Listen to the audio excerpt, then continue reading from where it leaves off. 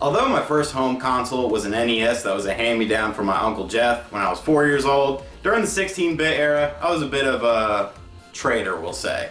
I had a Sega Genesis and 32X, so I missed out on a lot of Super Nintendo games. Granted, I came back with the Virtual Boy and the N64, but the Super Nintendo has always kind of eluded me. Sure, I played the classic games, but there's a whole library of stuff that I never got a chance to play. With me being on the go a lot and, always busy, I was looking for a portable solution to play Super Nintendo games. I don't really care for emulators and systems that just emulate things because I feel they're kind of low quality, so I wanted to put something that could put my Super Nintendo cartridges to use. So, after a little deliberation between two different products, I decided to go with this. The Hyperkin SupaBoy. Now, what's this all about? Is it cool? Does it suck? What's the deal with it? Well, let's check out my review of it to find out. Alright, so we have the SupaBoy here from Hyperkin, and it's a portable SNES player, as you can see. Cool design. I have opened the box to take out the lithium battery to give it a little bit of a charge, but, still consider this an unboxing. I like this, play like it's 1991, because in 91 I was playing my Genesis. Let's open her up. Alright, so, system comes in a velvety little case. It's not the greatest case in the world. It's not the softest, but, that's a nice touch. Here we have the meat of the system, the AC adapter. AV cables to connect to the TV, and your instruction book. I do like the packaging. I think the packaging is pretty cool, but packaging could be awesome. If the system sucks, who cares? So let's check out the actual system now. Alright, and here is the system. SupaBoy. Love the look of it. It's very cool. Your D-pad, start, select, and reset, so in lieu of the reset button on the Super Nintendo. Buttons feel nice and crisp. Controller out ports. Your DC in to get some power to the lithium battery. Your on-off switch. Your AV out to hook it up to the TV, which we'll take a look at later. Your volume control. You may want to keep that a little bit low. We'll see why in a second. And headphone jack. Definitely use the headphone jack. Alright, I have a selection of games here, and you're kind of wondering why I chose what I chose. Well, I'll let you know. Street Fighter 2 Turbo. Well, this is an easy game to choose because it kicks ass, and supposedly the D-pad is a little stiff on the system, so I figure that'll give a good look at it. ActRaiser, this is the Super Famicom version, which is actually cheaper than the Super Nintendo version. So I wanted a Super Famicom game to try out on the system because it does play Super Famicom and Super Nintendo games. It does not play PAL region games though. So, want to try that out. Star Fox. Star Fox is a great game, of course, and it has the FX chip. The FX chip was a processor built into the cartridge itself that allowed for the Super Nintendo to have more advanced graphics, sounds, all that good stuff. So, of course, in this game it was the polygons. Doom for the Super Nintendo from id Software used the FX2 chip. There was two chips. There was FX1, FX2. FX2 was not used nearly as much on the Super Nintendo as the FX1 chip was. So this is Doom, FX2 chip game. And finally, Super Game Boy with a Game Boy game. This will really open up the library of this. So if this works, hey, we're in good shape.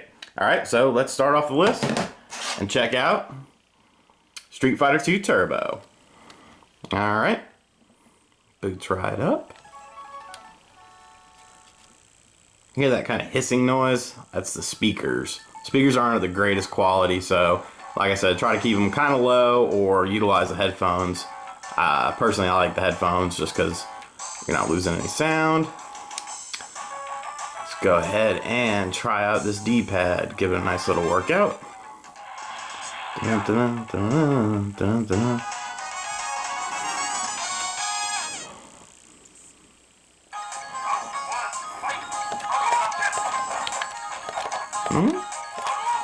Seems to be working well.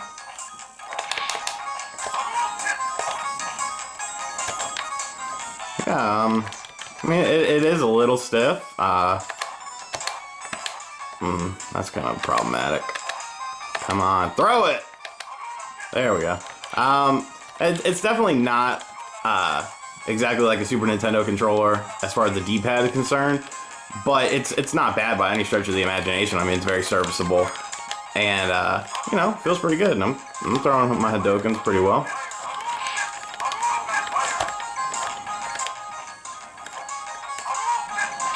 Ooh, caught you.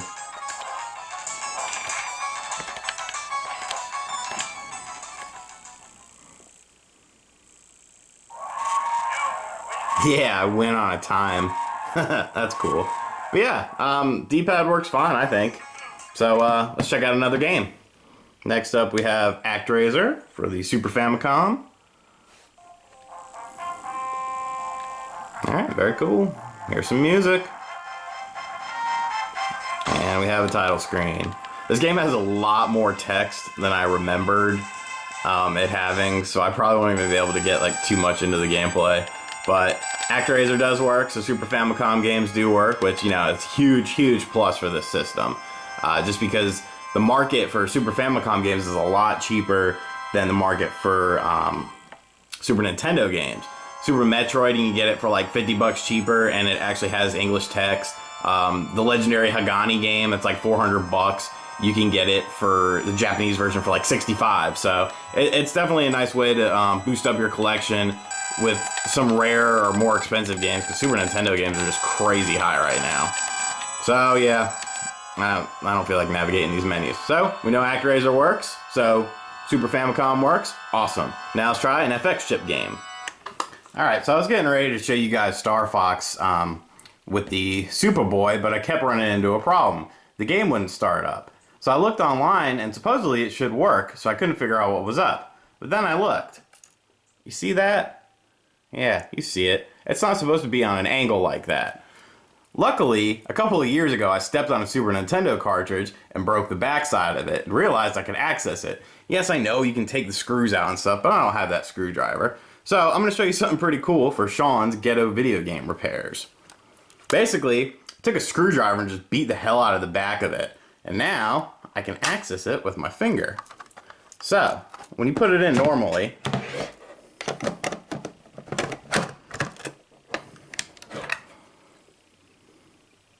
game doesn't read.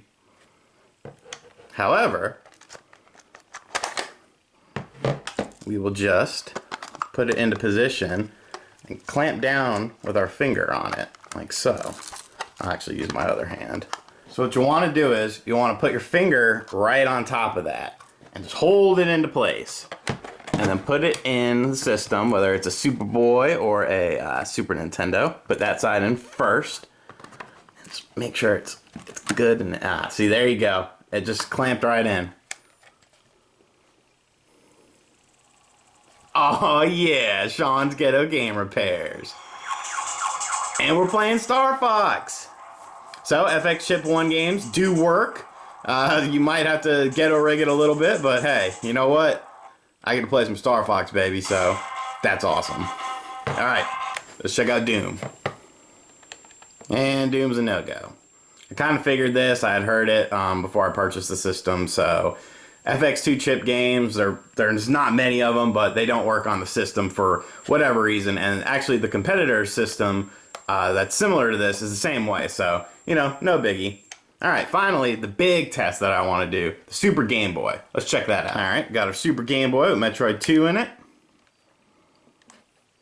This is positive. Ew, sounds loud. But yeah, it works. That's awesome, man. So now you've doubled your library of both, you know, you have, really, your library is huge on this thing. You got Super Famicom, Super Nintendo, and now Game Boy games. So yeah, that's awesome, man. I'm very pleased with that capability of the system. So now we're gonna check out the TV, make sure that works all well. I do want to mention that I tried one other thing. Let me lower this. I did try to just plug in a controller port to here and play the game on the screen itself, and it did not work, which I thought was really strange. So I don't know, I don't really know how to explain it, but I guess it's just a drawback of the system. Not a huge deal because, you know, the controller on the system works pretty good, honestly, but, you know, just something. Alright, let's check it out on the TV. Alright, so as you can see, we got playing on the CRT TV. The image also comes through on the gamepad here. There's definitely a little better clarity on the SupaBoy here than the CRT TV, but, you know, awesome, man.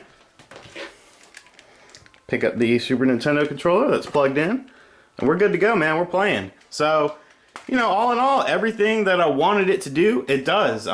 And it's pretty cool to have something that can play Super Famicom games on your television. So let's go to my recap of the whole thing. So basically what you're getting is a 3.5-inch screen, about 3 hours of battery life, and a quality built system. I actually believe the battery can be upgraded to a stronger lithium battery as well. You can play Super Nintendo games, Super Famicom games, and Super Game Boy games on the go, all on one system, or you can hook it up to your TV and do the same. The best part of this thing, it's only about 70 bucks. So really, you're getting a Super Nintendo, Super Famicom, and Super Game Boy system that can be on the go or play at the house for just 70 bucks. It's worth its weight in gold to me. Very impressed with this system. If I had to give it a numerical score, I'd give it a 9 out of 10. The D-pad is a little stiff, and the sound quality is a little bit lacking, but overall, I'm very pleased with this system. If you guys are in the market for a Super Nintendo system, you can pick this up and have something on the go and at home. Hope you guys enjoyed this review. If you did, be sure to like it, subscribe to our channel, and leave me a comment. I'll see you guys next time. Later.